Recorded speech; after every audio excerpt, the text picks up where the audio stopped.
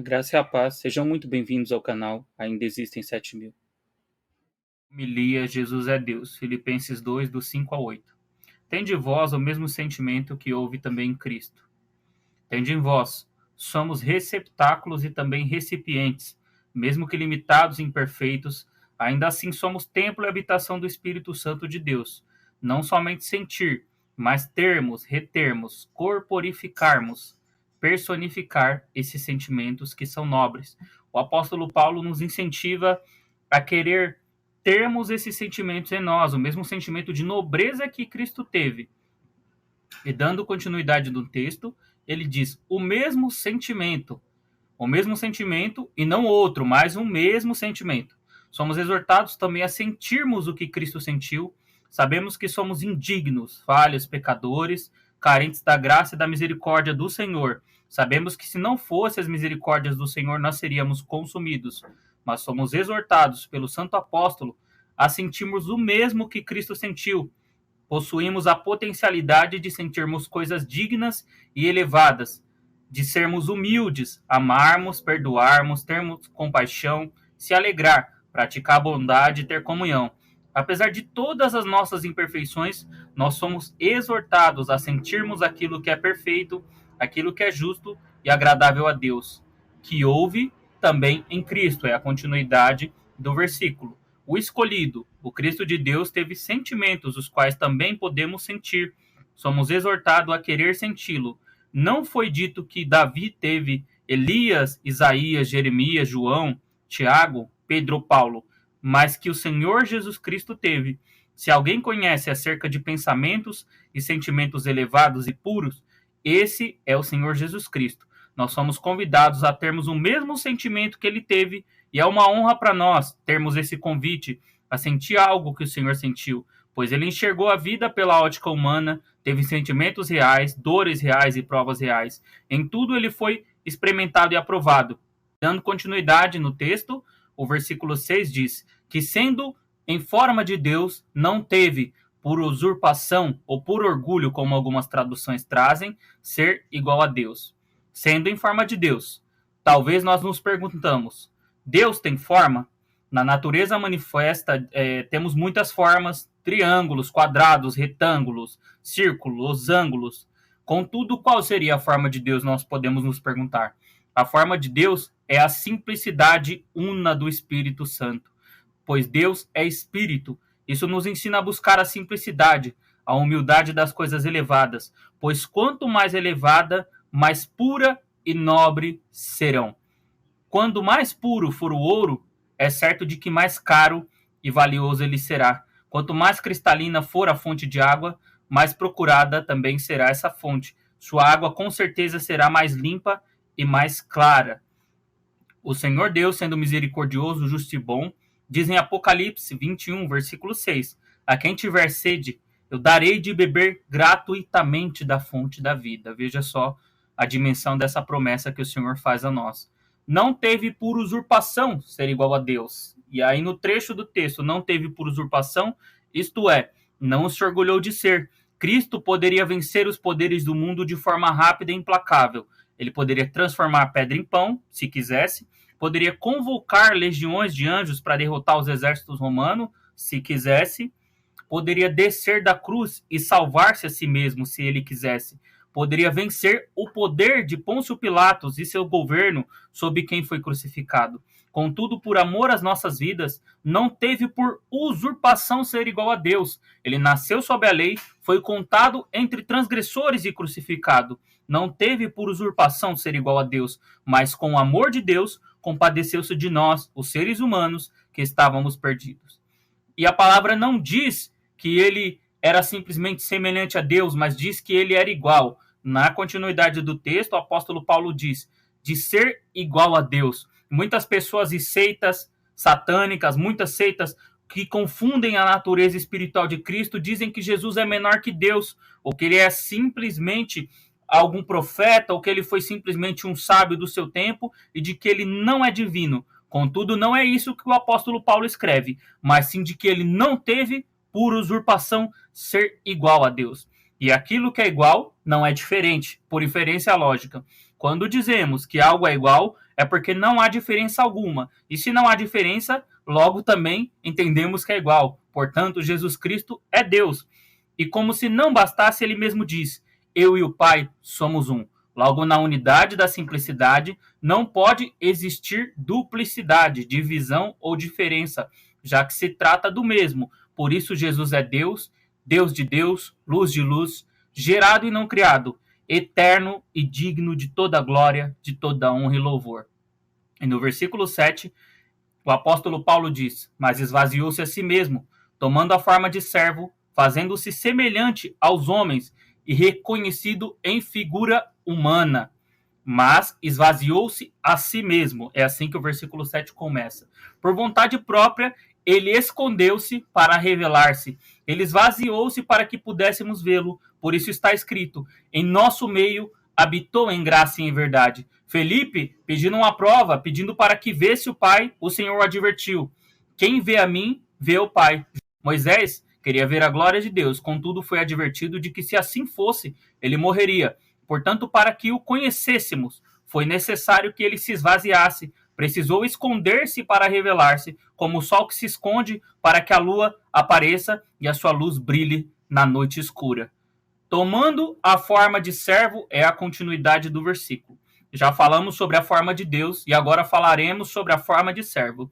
Cristo serviu, desceu do céu para demonstrar a sua humildade, serviu a humanidade, sofreu pela humanidade, lavou os nossos pecados, apagou as nossas manchas, trouxe a redenção e a regeneração. Ele trabalhou de forma árdua, não teve onde repousar sua cabeça, trabalhou de forma exaustiva, curando, libertando, alimentando, pregando, servindo multidões, pois foi com esse propósito que veio, para ser o Salvador do mundo, e por isso foi o maior servidor do mundo.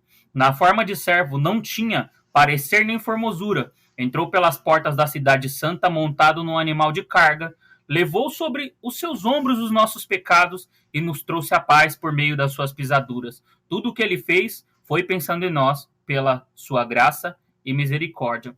E dando continuidade ainda no versículo 7, ele diz: fazendo-se semelhante aos homens. Cristo é 100% Deus, bem como também foi 100% homem.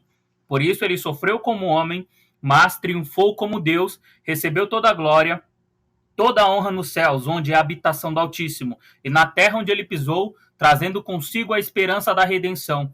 Foi nascido sob a lei. Entre os homens teve uma infância, uma juventude, passou pelas etapas naturais e cíclicas da vida, até alcançar o estágio de maturidade adulta. Na semelhança dos homens, nada ficou devendo à própria natureza humana, encarou os desafios e limitações da carne, trabalhou de forma árdua, acordou cedo, pagou impostos ao governo de seu tempo, ajudou os pobres e necessitados, pois não se orgulhou de ser igual a Deus, venceu suas batalhas com muitas orações, lágrimas, suor e sangue.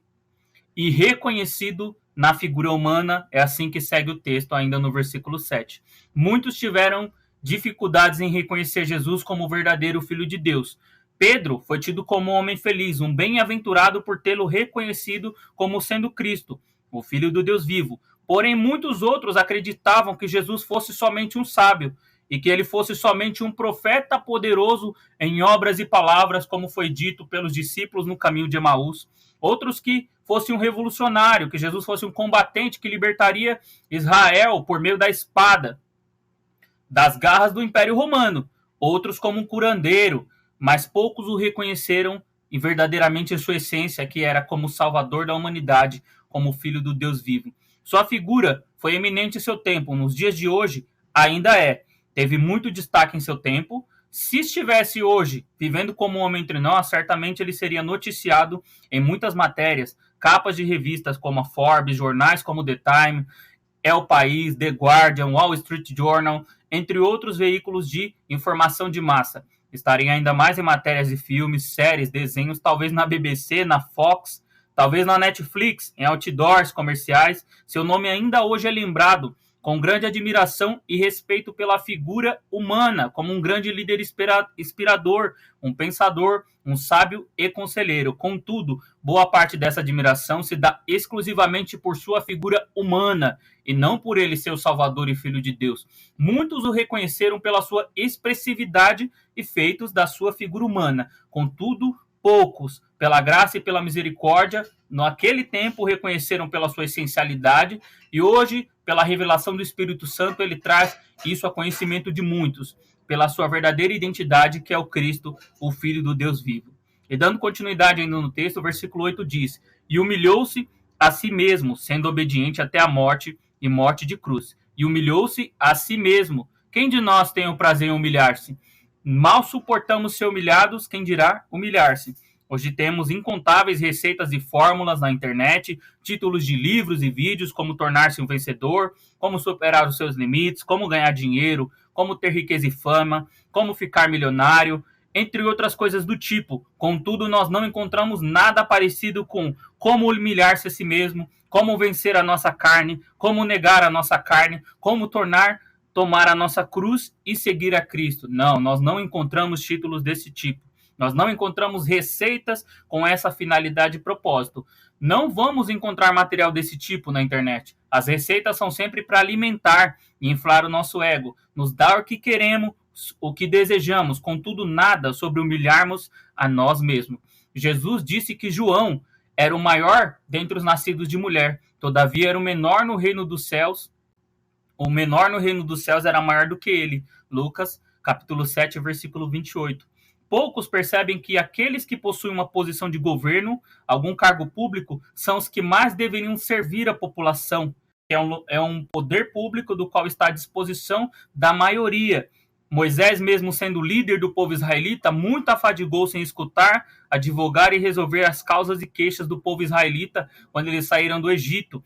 Quase que morreu de tão exaustivo que era o trabalho, e recebendo o conselho do seu sogro Jetro para dividir aquele trabalho com homens que fossem experientes, que fossem homens sábios, que ajudassem ele naquela tarefa. Salomão mesmo, ele recebeu uma grande prova quando ele sentou no trono de seu pai Davi. Ele teve que ser juiz da causa de duas mulheres que tinham uma queixa, uma contra a outra sobre um bebê que morreu e sobre outro que, se não fosse a sabedoria de Salomão, também morreria. As autoridades terrestres foram instituídas pela autoridade celeste. Jesus, sendo rei e senhor, lavou os pés dos discípulos e nos ensinou uma valiosa lição sobre o serviço em favor da vontade de Deus e da humanidade, ficando claro que quem não serve, não serve, sendo obediente. É assim que se segue o texto. Jesus, sendo perfeito, não tinha pecado ou culpa, logo a vontade dele estava alinhada com a vontade de Deus. Ele não destruiu a lei, mas a cumpriu. Sua história foi marcada pela obediência desde o seu nascimento, pois foi nascido sob a lei.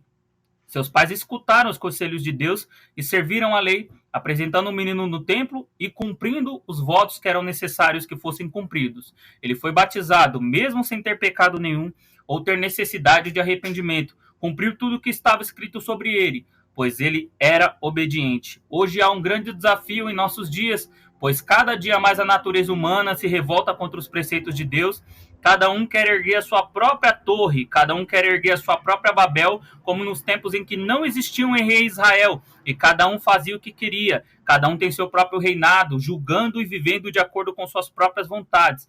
Cada um reina por si mesmo, estabelecendo seus próprios limites e leis, fronteiras, de acordo com aquilo que pensa ser correto, de acordo com aquilo que pensa ser do próprio agrado. Muitas pessoas não respeitam mais os preceitos, a palavra de Deus ou a lei, julgam como algo obsoleto, como algo ultrapassado. A palavra obediência foi lhe dada a conotação de imposição no tempo moderno, de obrigação, como se fosse algo pesado, mas na realidade não é assim, pois a obediência a Deus é paz, é saúde e é segurança para as nossas almas. Muitos estão obstinados em seus caminhos de revolta e desobediência, enredados no mesmo espírito de Faraó, de Balaão, de Corá, Datã e Abirão. Têm lutado contra o conselho de Deus para sua própria ruína e perdição, como foram o caso de Caim, o qual, tendo o pecado na porta do seu coração, sendo advertido por Deus para arrepender-se, abriu a porta, o que foi a causa de sua ruína.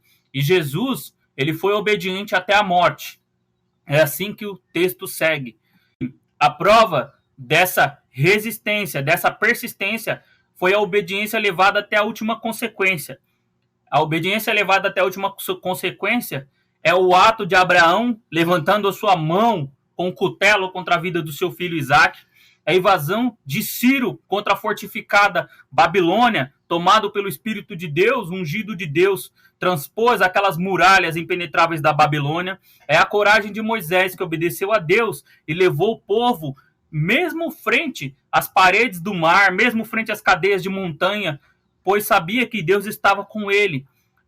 Até a morte, quando nós resistirmos, quando nós formos obedientes até a morte, é a figura de Gideão, que se escondeu no lagar e, sendo o menor da casa de seu pai, tendo a possibilidade de ter um grande exército ao seu lado, Deus os peneirou e reservou tão somente 300 grãos de areia valorosos e preciosos para dar cabo naquilo que Deus queria, naquilo que Deus tinha intenção. A obediência até a morte é a transposição dos montes pela fé. E se assim não for, é crer no caminho que ele há de abrir no meio do mar. Ser obediente até a morte é obedecer a Deus, mesmo que isso nos custe a vida, pois quem perder a sua vida por amor a ele, certamente a achará. A morte de cruz. Jesus não foi obediente tão somente até a morte, mas a morte de cruz.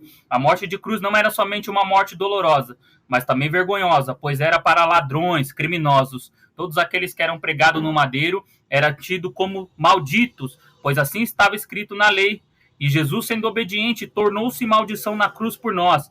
Jesus, sendo uma figura eminente de seu tempo, agora é levado à praça pública do mundo para ser açoitado, cuspido, esbofeteado, escarnecido, traspassado e zombado. A cruz era sinônimo de vergonha, de loucura, de desprezo. Paulo, quando pregava aos sábios atenienses no Areópago, em Atos capítulo 17, conseguiu manter a atenção deles até o momento em que fez menção sobre a morte e a ressurreição de Cristo, o que fez com que muitos deles zombassem da cara de Paulo e dissessem: sobre isso te escutaremos em outra ocasião, pois não puderam suportar tal verdade. Era para eles algo desprezível e incompreensível. Como pudera um Deus descer do céu, se tornar homem e morrer? Deus que é imortal, Deus que não é homem.